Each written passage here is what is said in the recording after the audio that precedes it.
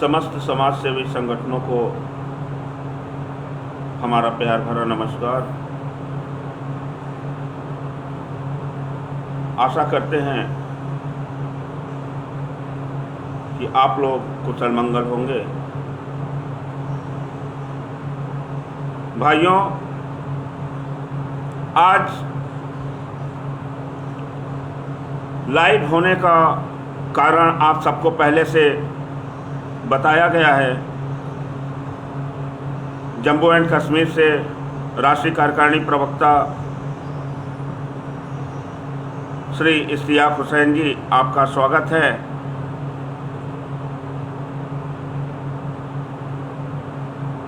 राजस्थान से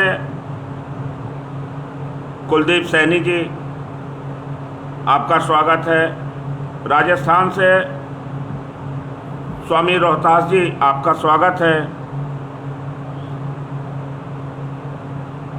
महाराष्ट्र से श्रीमती इंदुताई जी, महाराष्ट्र से कुलकर्णी जी, महाराष्ट्र से ताना जी, महाराष्ट्र से पुरुषोत्तम जी,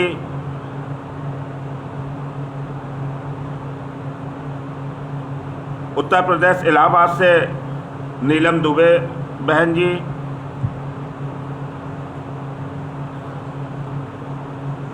श्री आशुतोष शर्मा जी उत्तर प्रदेश से,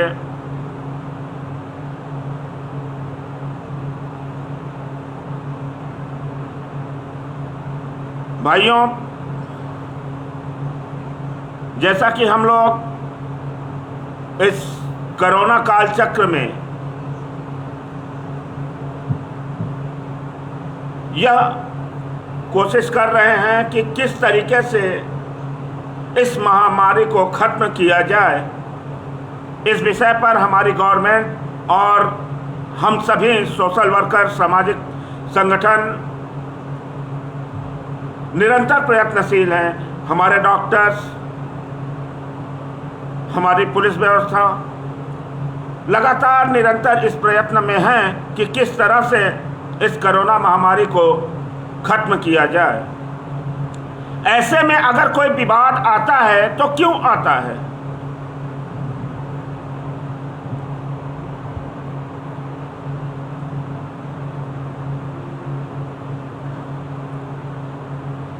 नमस्ते नमस्ते बहन।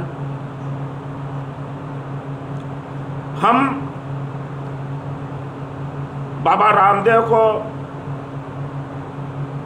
बहुत ही अच्छा मानते हैं। उन्होंने योग के माध्यम से बहुत अच्छी जानकारियां शेयर की हैं। जो चीज़ें उनकी अच्छी लगी हैं मैं उसकी खुल के तारीफ करता हूं। लेकिन बाबा रामदेव जी ने अभी कुछ सालों पहले टाइट जींस पैंट को लेकर के कमेंट किया था कि ऐसे जींस पहनते हैं लोग, इस तरीके से टाइट होता है, पैरों पे फटा हुआ है, यहाँ पर फटा हुआ है, बहुत ही ये गंदक संदा मॉडल है। लेकिन बाबा रामदेव जी ने उससे भी अच्छे बोल्ड ड्रेसेस अपने खुद के गारमेंट से बेचना शुरू कर दिए। हमारा कहने का तात्पर्य यह है कि जिस चीज़ को उन्होंने गंदा कहा उस चीज़ को खुद क्यों प्रमोट कर रहे हैं, क्यों बेच रहे हैं? और आज जो वर्तमान स्थिति है, वर्तमान स्थिति को अगर हम देखें तो वर्तमान समय में बाबा रामदेव जी ने जिस तरीके से एलोपैथ को लेकर के कमेंट किया है वो सरासर गलत और बेबुनियाद है। ऐसे कमेंट के लिए उन्हें सार्वजनिक रूप से माफ़ी मांगनी चाहिए, क्योंकि वैक्सीन को गवर्नमेंट ने मान्यता दी है। मैं एक सवाल करना चाहता हूं, क्या बाबा रामदेव जी ने वैक्सीन लगवाया या नहीं? अगर बाबा रामदेव जी ने वैक्सीन नहीं लगवाया है तो इसका मतलब यही है कि उन्होंने सरकार की द्वारा दिए गए निर्देशों का पालन नहीं किया। इसका मतलब यही है कि उनको सरकार से कोई मतलब ही नहीं है। यह बहुत बड़ा उपहास है हमारी गवर्नमेंट का बाबा रामदेव जी की तरफ से, क्योंकि अभी कुछ समय पहले बाबा रामदेव जी एडमिट हुए थे। उस समय उनका पूरा इलाज एलोपैथ के माध्यम से हुआ। जहां तक उनका कहना है कि मेडिकल लूटती है जनता को, तो मैं एक चीज पूछना चाहूंगा कि बाबा रामदेव जी के द्वारा जो प्रोडक्ट मार्केट में आए हुए हैं, चाहे वो गेहूं हो, तेल हो, साबुन हो, नमक हो, मिर्च हो, हल्दी हो, क्या हमें जिस रेट में मार्केट से एफएमजीसी की दैनिक जीवन के उपयोग में आने वाली वस्तुओं की जो कीमत है मार्केट रेट से कितना हाई है, आप लोग खुद जानते होंगे। बाबा रामदेव जी के प्रोडक्ट, बाबा रामदेव जी का आटा ले लीजिए और मार्केट से आप जनरल आटा खरीद लीजिए, जमीन आसमान का फर्क है, रेट बहुत अधिक है। अगर बाबा रामदेव जी यह कहते हैं कि नहीं मेडिकल लूट रही है, तो ठीक है लूट रही है, तो आप क्या कर रहे हैं? आप तो बताइए कि आप क्या कर रहे हैं।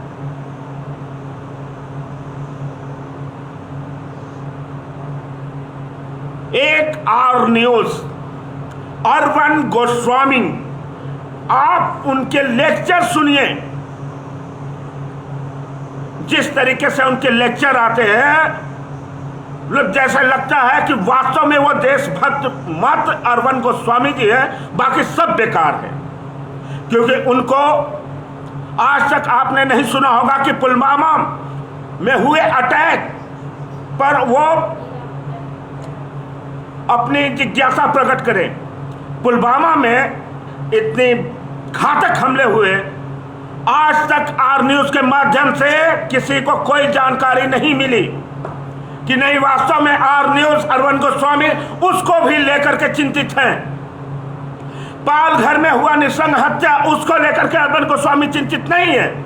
आए दिन बहु बेटियों की, छोटे छोटे मासूम बच्चों की रेप हो रहे हैं, दुष्कर्म हो रहे हैं, मौत के घाट उतार दिए जाते हैं, लेकिन अर्बन गोस्वामी उस पर चिंतित नहीं है, ना उनके विचार आ सकते हैं।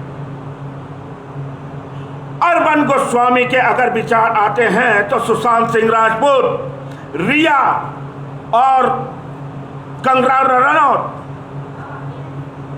है क्या? बाबा रामदेव जी को लेकर के आज इतनी बड़ी टिप्पणी वो कर रहे हैं, जैसे लग रहा है कि वास्तव में बाबा रामदेव न्याय की मूर्ति हैं और अर्बन गोस्वामी। हमें हर चीज को ध्यान में रखना होगा कि वास्तव में चल क्या रहा है, हो क्या रहा है देश में। हम सामाजिक संगठन जरूर हैं, इसका मतलब यह नहीं कि हम चुपचाप शांति से हम गए और कहीं कुछ दान पुण्य करके फिर वापस आकर हाथ पकड़ के घर में बैठ गए। ऐसा कब तक चलेगा? हमें हर सामाजिक संगठन, समाज का मतलब यही है कि हमारी सामाजिक संगठन समाज को हर विषय से वाकिफ कराए। बाबा रामदेव जी के द्वारा कहे गए हर शब्द गलत और बेबुनियाद है।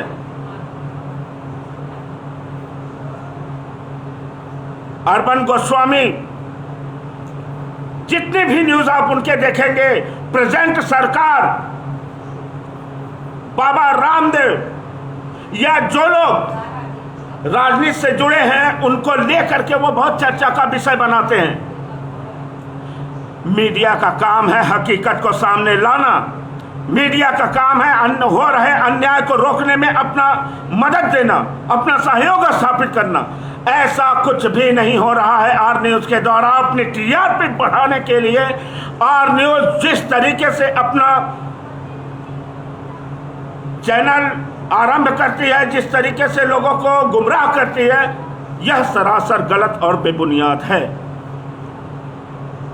आज आप सभी सामाजिक संगठनों से वादा करते हैं, अगर हमारी सामाजिक संगठन, अगर हम लोग संगठित हैं, अगर हम लोग एक हैं,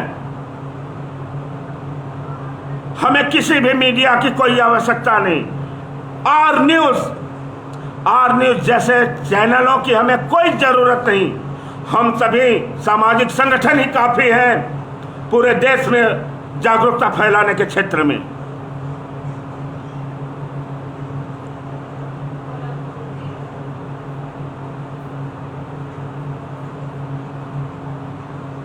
किसी भी विषय को, किसी भी विचार विमर्श को सोच समझ कर, हम तो मानते हैं आयुर्वेद है, आयुर्वेद ही हम लोगों के लिए लाभदायक है।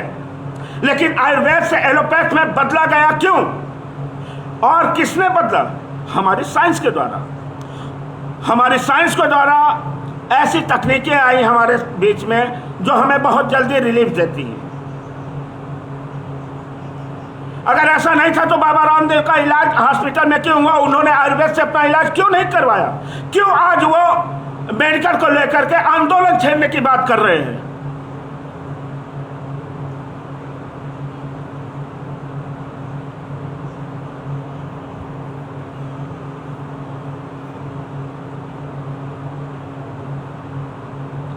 आपने बिल्कुल सही बोला आशुतोष भाई साहब, मीडिया शुरू से ही बिकाऊ है।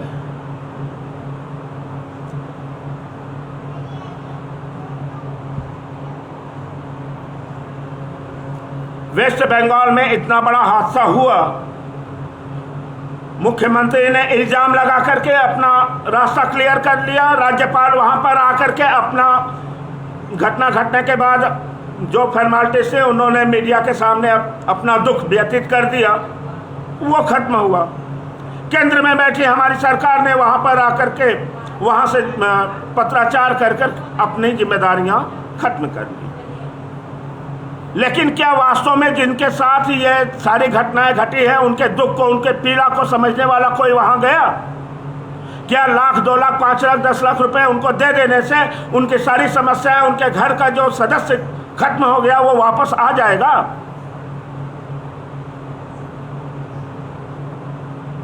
अगर ऐसा नहीं है तो ऐसा होना चाहिए। किसी भी तरीके से किसी को लाख, 2 लाख, 4 लाख का सहायता राशि दे देना ये सरासर गलत है। लाइफ टाइम उसका परिवार कैसे चलेगा, उनके दुख दर्द कैसे दूर होंगे, इस पर विचार विमर्श करना बहुत जरूरी है। इस पर सोचना चाहिए हमारी गवर्नमेंट को। छोटे छोटे मासूम बच्चियों के साथ दुष्कर्म हो रहे हैं, अपराध हो रहे हैं, कोई सर्जिकल निर्णय नहीं है उस पर, कुछ भी नहीं हो रहा है उस पर। बहुत हुआ तो पेपर वाले न्यूज़ निकाल दिया कि हाँ ये घटना घटी, वो घटना घटी, ऐसे हुआ वैसे हुआ, मैटर क्लोज। उस पर बोलते क्यों बंद हो जाती है अरविंद गोस्वामी जी?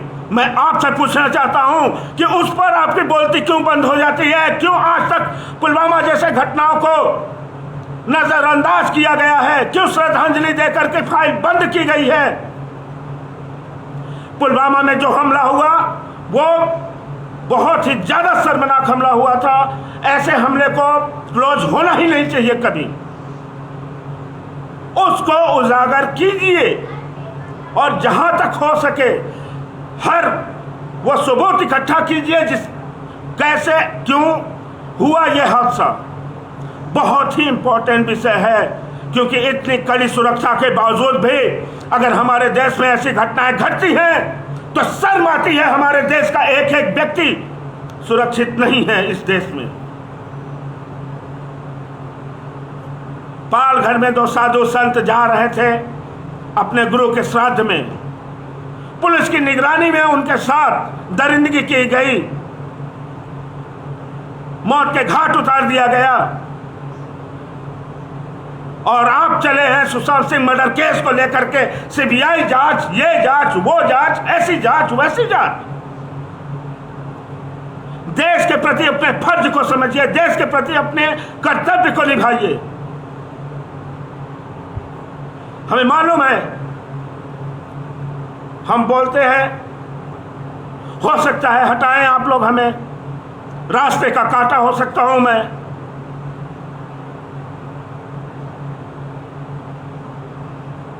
लेकिन हमें कोई प्रॉब्लम नहीं है। हम हटेंगे तो हमारे जैसे 1000 और आएंगे, लाख और आएंगे। हम भी देखेंगे कि किस किस को हटा सकते हैं आप लोग रास्ते से। लेकिन ऐसी घटिया राजनीति कहीं पे नहीं चलने देंगे हम लोग, ये वादा है। हमारे देश की सामाजिक संगठन जो निरंतर देश के लिए, समाज के लिए परेशान रहती हैं, हर जगह से वो ठगी जाती हैं, धोखे का शिकार होती है। अरे जिस तरीके से हमारे देश में सामाजिक संगठन है, उसी तरीके से हमारी राजनीति है। हमारे विधायक, सांसद और मंत्री भी एक समाज सेवक के रूप में है।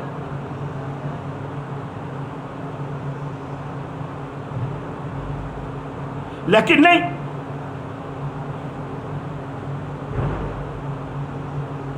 एक समाज सेवी को वीआईपी सुविधाएं, आने जाने की हर सुविधा देते हैं। एक समाज सेवी, सामाजिक संस्था जो है, उसको एक शाबाशी भी आप लोग नहीं दे सकते। देश के लिए हमारी जान लुटाने वाली सेना जो 24 घंटे हमारे देशवासियों की सुरक्षा में लगी रहती है, हमारे उस सेना को भी कोई सुविधाएं नहीं है। बजट व्यवस्था ना होने से पेंशन खत्म की जाती है, कर्मचारियों के, नेताओं के नहीं, विधायक, सांसद, मंत्रियों के, इनके पेंशन नहीं खत्म किए जा सकते। पेंशन सुविधा खत्म हो जानी चाहिए। हमारे देश के लिए जान देने वाले सिपाहियों के, हमारे देश में 24 घंटे काम करने वाले हर विभाग के कर्मचारियों के, विभागों को कर देना चाहिए निजीकरण। लेकिन विभाग के मंत्रालय का निजीकरण नहीं होना चाहिए। कौन सा न्याय है, कहां का न्याय है? आखिर कब तक देशवासियों को ऐसे ही बेवकूफ बनाते रहेंगे और कब तक हमारे देशवासी ऐसे खामोश बैठे रहेंगे? भाइयों, आपकी किस्मत, आपका अधिकार। अपने किस्मत को कोसना बंद कीजिए, सही गलत का निर्णय लीजिए, हमेशा एक्टिव रहिए, अन्यथा ऐसे ही चलता रहेगा।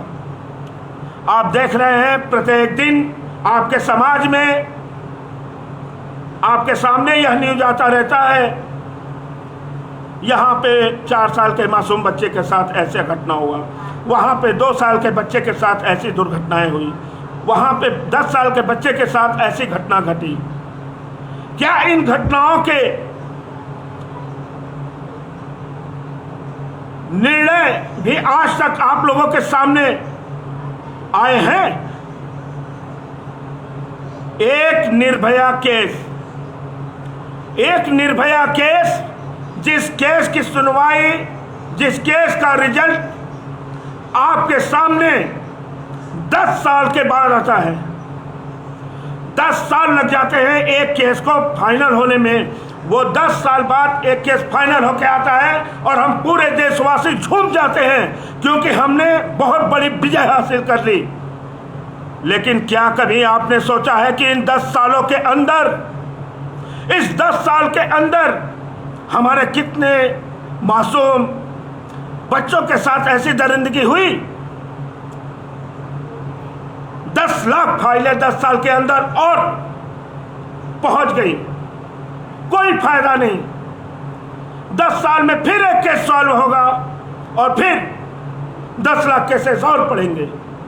एक दिन ऐसा आएगा कि हम सब इसी खामोशी की वजह से सिर्फ रोएंगे। हमारे सामने हमारी बहू बेटियों के साथ गलत करेंगे लोग, लेकिन हमारे मुंह में आवाज नहीं होगी, हमारे हाथों में वो ताकत नहीं होगी कि हम लोग उनके सामने आवाज उठा सके या अपने हाथ उठा सके। यह हमारे सोने का समय नहीं है। अरे कोरोना जैसी महामारी हमारे देश में आई, अगर हमारी मेडिकल साइंस ने उस पर अपना पूरा सर्वोच्च बल लगाया, रिसर्च किया और विजय प्राप्त करने के लिए कोई एक वैक्सीन निकालता है, मेडिसिन निकालता है,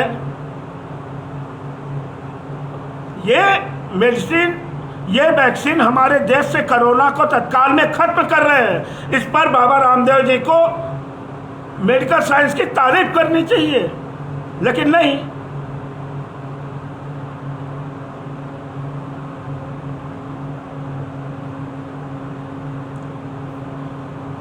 तारीफ कैसे कर सकते हैं?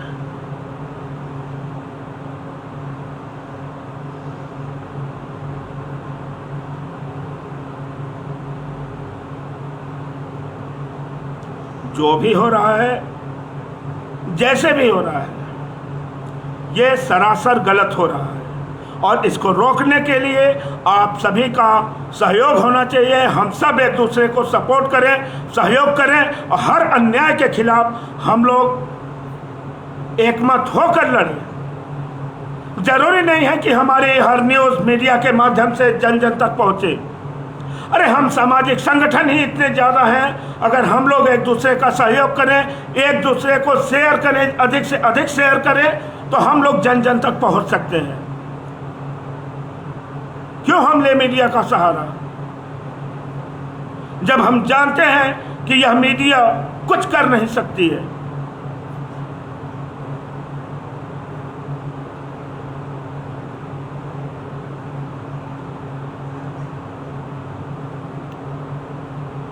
सारी घटनाएं आप सबके समक्ष हैं, हमेशा आप सबके सामने न्यूज़ अपडेट होता रहता है हर क्षेत्र का।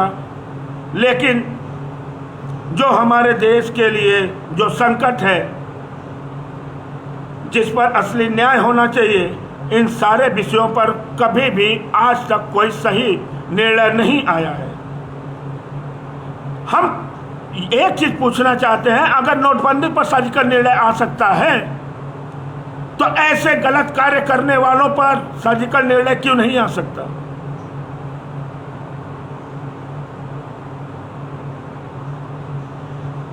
गलत कार्य करने वालों के ऊपर भी तो सर्जिकल निर्णय आना चाहिए।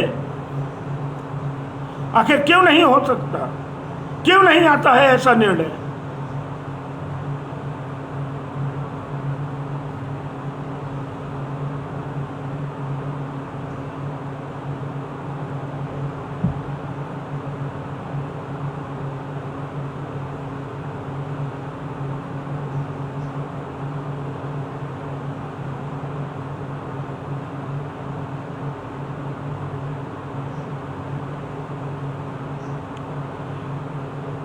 भाइयों,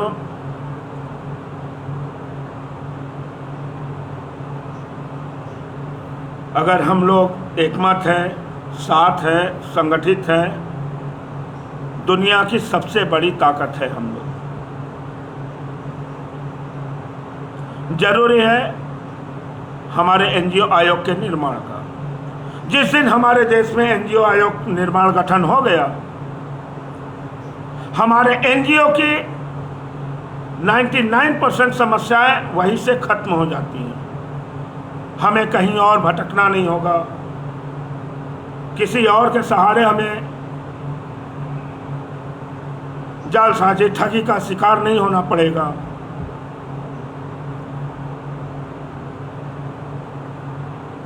बिल्कुल बिल्कुल आशुतोष भाई साहब,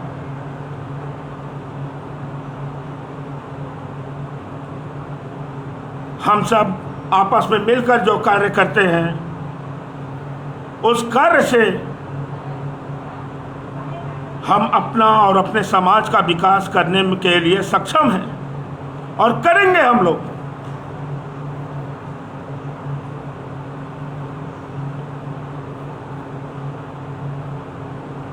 आप सभी से हमारा निवेदन होगा, जन जागरूकता के क्षेत्र में